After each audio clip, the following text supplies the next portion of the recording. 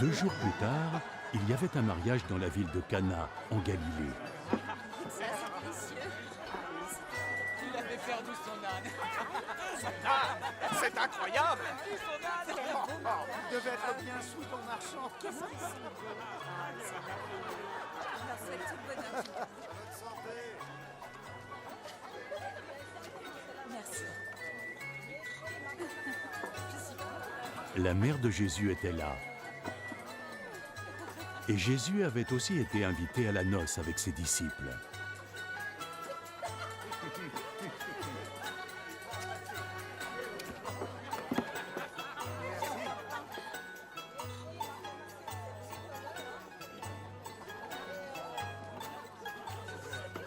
Quand le vin vint à manquer, la mère de Jésus lui dit « Ils n'ont plus de vin.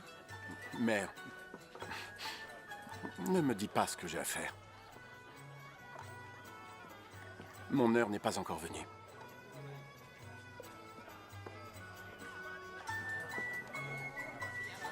Faites tout ce qu'il vous dira de faire.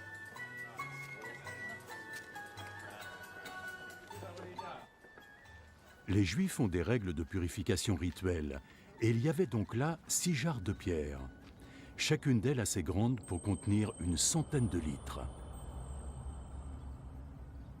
Remplissez ces jarres d'eau.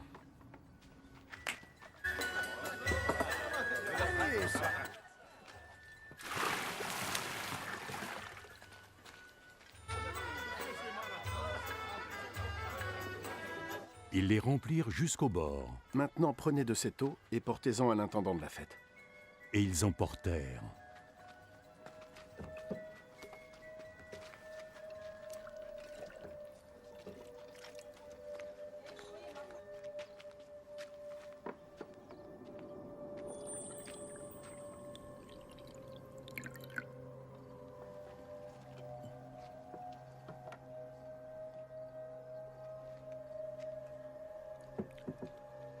Ils lui apportèrent l'eau, qui s'était changée en vin, et il la goûta. Il ne savait pas d'où pouvait venir ce vin. Mais bien sûr, les serviteurs, eux, qui avaient pris l'eau, le savaient. Il appela alors le marié. En général, tout le monde sert le bon vin en premier. Et puis quand les invités ont déjà bien bu, on sort le vin ordinaire. Mais toi, c'est maintenant que tu nous sers ton meilleur vin.